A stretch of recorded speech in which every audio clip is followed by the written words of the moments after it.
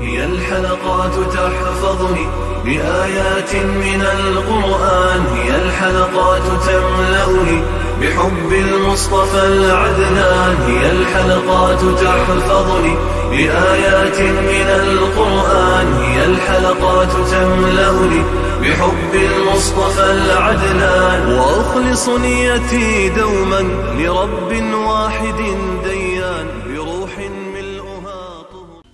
Sure Gafir tefsiri 51. ayetten başlayıp okuyayım inşallah.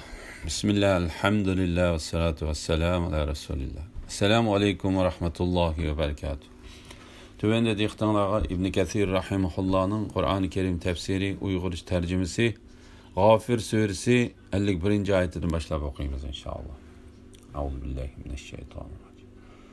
Şek şübhisiz ki biz Peygamberimizge, müminlerge hayatı dünyada ve perişte, peygamber ve müminlerden bendilerinin emellerine guvah boluduğun, guvahçılar hazır boluduğun günde elbette yardım verimiz. O günde kafirlerin özürleri paydı vermeydi. Ula lanet uçraydı. Ula ahiretinin azabı düçar boludu. Şübhisiz ki biz Musa'ga hidayet ata kıldık. İsrail avladığa kitap, yani Tevrat'ını miras kılıp verdik. O akıl ilgiler için hidayettir ve nasihattir. Ey Muhammed sallallahu aleyhi ve sellem, müşriklerin yetkizgen eziyetlerine sabır kıygın. Allah'ın sana ve senin tevelerine yardım veriş vaadisi hakikaten haktır. Günahınga istiğfar etkin. Akşamı ettigeni Rabbinge hamd bilen tesbih etkin. Şübhisiz ki Allah'ın ayetleri üstüde özlerige Allah tarafından kelgen hiç kandak delil bulmasdan karısıga janjallışıdığanlarının kökreklerinde fakat kibri var. Ula Allah'ın nurunu öçürüşten ibaret maksadiga yetelmeydi. Allah sığınıp ulanın şerrinden panah tiligin. Hakikaten Allah hemmini anlap turguçudur, hemmini körüp turguçudur. Peygamberler ve müminlerin yardımga erişidiganlık doğrusuda. Şek şübhisiz ki biz Peygamberimizge, müminlerge hayatı dünyada ve perişte, peygamber ve müminlerden bendilerinin emelleri guvah boluduğun, guvahçılar hazır boluduğun günde elbette yardım verimiz. Bu vakte Suddi mundaqdaydı. Allah Teala birer kavmge peygamber evelse, o kavm onu öldürüvetse yoki müminlerden hakikatga davet kılıdığan bir cemaani evelse, ula Allah Teala yolda öldürülse, şu asır ötmesden Allah Teala müminlerge yardım kılıdığan, dünyadala ulanı öldürgenlerden ulanın kısasını talep kılıdığan adamlarını evetidir. İlgiri peygamberler ve müminler dünyada öldürületti. Ula hem dünyada galbi kazanattı. Şununla okşayışla Allah Teala peygamberi Muhammed aleyhisselam'a ve onun sahabelerine onunla karşılık kıygan, tacavuz kıygan ve onu inkar kıygan düşmanlarına karşı yardım kıldı. Allah öz sözünü, yani kelime tevhidini üstünlüğe ega kıldı. Dinini başka dinlerin üstüden galbiga eriştirdi. Allah Teala peygamberini öz kavmi arasından Medine Münevver'e hicret kılışkı buyurdu. Medine Münevver'de onunla yardımcılarını kıldı. Andın Bedir günü onunla müşrikler bilen uçuruş fırsatı verip düşmanları üstüden galbi kıldırdı. Ula düşmanlarının başlıklarını öldürüp kol astıdagilarni asir ilip ularni kishilar bilan bağlab haydab mangdi. Ondan Allah payg'ambarining asirlardan fidya elishi bilan mu'minlarga ihson qildi. Az muddat o'tgandan keyin uningga Makkani fath qilib berdi. Allah Taolaning payg'ambari o'z shahrini fath qilish bilan xursand bo'ldi. U kafirlarning kirishi cheklangan ulug' haram sharif edi. Allah Taala payg'ambar orqali u shaharni kufrdan, shirkdan tozaladi. Allah uningga Yamanni fath qilib berdi. Arab yerim orali taltuks uningga bosh egdi. Kishilar top-top bo'lib Allohning diniga kirdi. Ondan Allah Taala Muhammad alayhissalomni qabzroq qilib o'z dargohiga olib ketdi.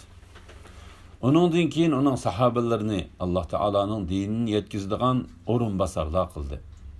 Ular Allohning bandalarini Allah tarafga chaqirdi. Ular nurg'un yurtlarni, rayonlarni, shahar yezlarni fath qildi va kishilarning dillarini azod qildi. Taki Muhammad alayhissalomning da'vati zaminning sharq va g'arblariga keng tarqaldi. Bu din taki qiyomatgacha nusrat va g'alaba qozonadi. La ilaha illalloh Muhammad rasululloh. Shak shubhisizki biz payg'ambarimizga, mu'minlarga hayoti dunyoda va farishta, payg'ambar va mu'minlardan bandalarning amallariga guvoh bo'ladigan guvohchilar hozir bo'ladigan kunda albatta yordam beramiz. Ya'ni ularga eng buyuk, eng katta, eng ahamiyatli bo'lgan yordam qiyomat kunida bo'ladi. U kunda kafirlarning o'zlari foyda bermaydi.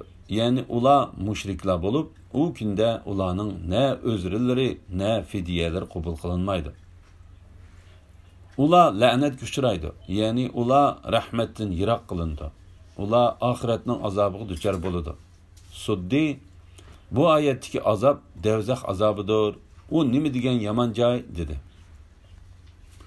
Musa va Isroil avlodining qissasi orqali payg'ambar va mu'minlarning g'alaba qiladiganligiga bishorat berilganlik to'g'risida. Shubhisizki biz Musaga hidoyat ato qildik. Alloh taolo uni to'g'ri yo'l va nur bilan payg'ambar qilib avatdi. Isroil avlodiga kitob, ya'ni Tavratni miros qilib berdik. Ya'ni ular Allohga itoat qilishda, payg'ambari Musa alayhisalomga ergishishda savrichan bo'lganliklari uchun ularga yaxshi oqibat ato qildik. Ularga Fir'avnning davlatini, to'plagan mol-mulkini, yiqqan narsalarini va zaminni miros qilib berdik. Shundaqla ularga kitob, ya'ni Tavratni miros qilib berdik. U aql egalari uchun hidoyatdir va nasihatdir. Ey Muhammad sallallohu alayhi vasallam, mushriklarning yetkizgan aziyatlariga sabr qilgin. Allah'ның sana ve senin təvələrinə yardım beriş vədisi həqiqətən haqdır. Yani biz sana senin dəvətini üstünlükə erişdirimiz. Axırqi qalbini sana ve sana əgəşkənlərə berimiz dəb vədə qıldıq. Allah vədisi xilaflıq qılmaydı. Biz sana vədə qılğan bu nəsə haqdır. Onunda heç şək şübhə yoxdur. Günahınğa istiğfar tiligin. Günahınğa istiğfar etqin. Yani bu ayet ümmetni istiğfar etişqə rəğbətlendirdi. Akşimi ətigini Rabbinge hamdi bilen təsbih etqin. Yani gündüzün ahiri keçinin baş tərəfində və gündüzün baş tərəfi keçinin ahirida Rabbinge təsbih etqin. Şübhisiz ki Allah'ның ayetleri üstüde özleriga Allah tarafından kelgan hiç qandaq dalil bo'lmasdan qarısıga janjallashadiganlarning ko'kraklarida faqat kibri bor. Ular Allah'ның nurunu o'chirishdan iborat maqsadiga yetolmaydi. Ya'ni haqiqatga nohaqchilik bilan raddiya berdiganlar Allah Taaladan kelgan to'g'ri dalillarni hech qanday asossiz buzuq gumonlar bilan rad qiladiganlarning dillarida haqqi agishdan cho'ngchilik qilish, haqni elib kelgan kishini ko'zga ilmaslik qatorliq yomon xuluqlari bor. Ularning haqiqatni burmilab, buzuq xato safsatalarini ustunlikka erishtirish uchun tuzgan razil planlari hargiz amalga oshmaydi. Buning aksicha haqiqat hamon üstünlükке erişkiçidir. Ularning sözleri ve ko'zlagan maqsadlari yer bilan yakson bo'lg'uchidir. Allohga sig'inib, ularning sharridan panoh tiligin. Ya'ni, ani shularga o'xshashlarning holidan panoh tiligin. Yoki hech qanday dalil bo'lmasdan Allohning oyatlari ustida da'talash qilishadigan ani shularga o'xshashlarning yomonligidan panoh tiligin. Haqiqatan Alloh hammani anglab turg'uchidir, hammani ko'rib turg'uchidir. Osmonlarni va zaminni yaratish albatta insonlarni yaratishdan ko'p qiyindir, va lekin insonlarning ko'pchiligi buni uqmaydi. Ammo a'mo bilan ko'zi ko'radigan odam, ya'ni mu'min bilan kofir barobar bo'lmaydi. Iymon etgan, yaxshi amallarni qilgan odamlar bilan yomon ish qilguvchi odamlar barobar bo'lmaydi. Sizlar oz vaz nasihat olasizlar. Qiyomat cho'qim keladi. Uningda shak yo'q, va lekin insonlarning to'lisi uningga ishonmaydi. Shuning uchun ular o'lgandan keyin terilishni, qiyomat kuni beriladigan mukofot bilan jazoni inkor qiladi. O'limdan keyingi hayotlik to'g'risida Alloh taolo bu oyatda qiyomat kuni insonlarni qayta terildiradiganligini, buning Alloh taolo oson va qulay ekanligini, u osmonlarni va zaminni yaratganligini, u ikkisini yaratish, insonlarni yo'qdan bor qilish va qayta terildirishga selishtirganda tas ekanligini insonlarga asıltidi. Kimiki shunda qiyin ishni qilishga iqtidori yetsa, uningdan tuvanragini albatta oson va yaxshi usul bilan qila oladi.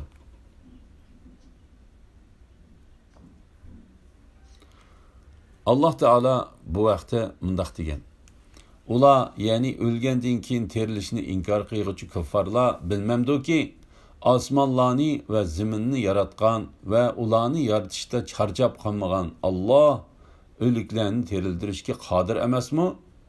Durust, u haqiqatan har narsaga qodirdir. Osmonlarni va zaminni yaratish albatta insonlarni yaratishdan ko'p qiyindir, va lekin insonlarning ko'pchiligi buni uqmaydi. Shuning uchun ular bu faktlar ustida tafakkur qilmaydi va o'ylanmaydi. Nurg'un arablar Allohning osmonlarni va zaminlarni yaratganligini e'tirof qiladi. Ular qiyomatni yiroq ko'rib, kufrlik qilgan va to'g'ri yo'ldan adashgan holda uni inkor qiladi. Ular haqiqatan vujudga chiqarish oson bo'lgan narsalarni inkor qilib, vujudga chiqarish qiyin bo'lgan narsalarni e'tirof qildi.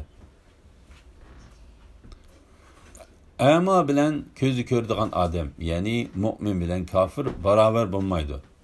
Iymon etgan, yaxshi amallarni qilgan odamlar bilan yomon ish qilguvchi odamlar barobar bo'lmaydi.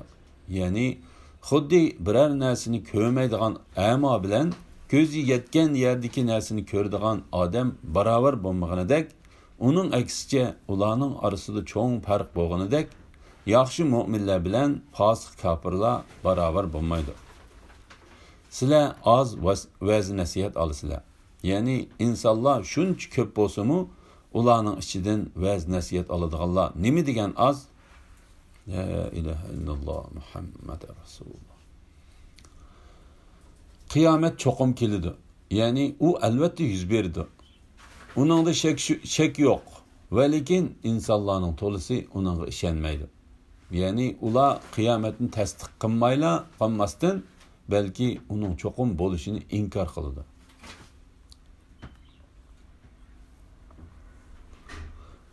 Rabbinglar aytadi: "Menga duo qilinglar. Men duoyinglarni qabul qilaman. Tilgininglarni beraman. Shubhisizki, mening ibodatimdan cho'ngchilik qilib bosh tortadiganlar har holda jahannamga kirdi." Duo qilishga buyurish to'g'risida. Duo qilishga buyurish Allohning farzlaridir va ihsonidir. Alloh taolo bu oyatda bandalarini o'ziga duo qilishga ilhomlantirdi. Ularning qilgan duosini ularning qilgan duosini ijobat qiladiganligiga kepillik berdi. Bu haqda Sufyan Savri Allah Taolaning bandalari ichida Allah Taolaga eng söyümli ko'rinadigan banda Allah Taoladan ko'p so'ragan bandadir. Allahning bandalaridan Allah Taolaga eng o'ch ko'riladigan banda hojatini Allah Taoladan so'ramagan bandadir. Ey Rabbim, seningdan boshqa hech odam sana o'xshash emas, dedi. Buni İbn Abi Hatem rivoyat qilgan. Mushu mazmunda bir shoir mundaq degan: G'azab qilar Allah sana so'rab duo qilmay qo'ysang. G'azab qilar inson sana undan narsa tilab tursang. G'azab qilar inson sana undan narsa tilab tursang. İbn Abi Hatem Qatadadan Ka'b ahbarning mundaq deganligini rivoyat qiladi. Bu ummatga uningdan ilgari bir ummat va biror payg'ambarga berilmagan 3 narsa berildi. Birinchisi, Allah biror payg'ambarni avassa uningga sen ummatingga guvohchi deydi. Sizlarni bo'lsa butun insonlar guvohchi qildi. La ilaha illalloh Muhammad rasululloh. İkincisi, u payg'ambarga sana dinda hech qanday mushkullik yo'q degan bo'lsa, bu ummatga sizlarga dinda hech qanday mushkullikni qilmadi, sizlar taqat qilolmaydigan ishlarni qilishga taklif qilmadi dedi. Uchinchi, u payg'ambarlarga "Manga duo qilgin, duoyingni qabul qilaman" degan bo'lsa, bu ummatga "Manga duo qilinglar, men duoyinglarni qabul qilaman, tilgininglarni beraman" dedi. İmam Ahmad Nu'man ibn Bashir radiyallohu anhudan payg'ambar alayhissalomning mundaq deganligini rivoyat qildi. Duo haqiqatan ibodatdir. Ondan Nu'man "Manga duo qilinglar, men duoyinglarni qabul qilaman, tilgininglarni beraman. Shubhisizki mening ibodatimdan cho'ngchilik qilib bosh tortadiganlar har holda jahannam kirdi" degan oyatni o'qidi. Buni İmam Abu Davud, Tirmizi, Nasa'i, Ibn Majah, Ibn Abu Hatem va Ibn Jarir qatorliqlarni rivoyat qilgan. Shubhisizki mening ibodatimdan cho'ngchilik qilib bosh tortadiganlar, ya'ni manga duo qilishdan, meni bir va bor deb bilishdan bosh tortadiganlar har holda jahannamga kiradi. Bu vaqtda İmam Ahmad Amr ibn Shuaybning dadasidan payg'ambar alayhissalomning mundaq deganligini rivoyat qiladi. Cho'ngchilik qilganlar qiyomat kuni insonlar suratida zarraga o'xshash kichikiltilgan holatda yig'iladi. Ular shunchalik kichiklatiladi-ki, hamma narsa ulardan cho'ng va ustun turadi. Ular jahannamdagi bo'las deyiladigan zindonga tashlandi. Ularga o'tdan bo'yinturuq selindi. Hijr tavoqda davzaq ahlining qon yirinlaridan sug'urildi. La ilaha illalloh Muhammad rasululloh. Alhamdulillah, yuqorida Sura G'ofir tafsiridan 60-oyatgacha angladinglar. Oxirini keyin qitimliq o'qishimiz davomlashtiramiz inshaalloh. Va sallallohu ala Muhammad va ala alihi va sahbihi ajma'in. Assalomu alaykum va rahmatullohi va barakatuh.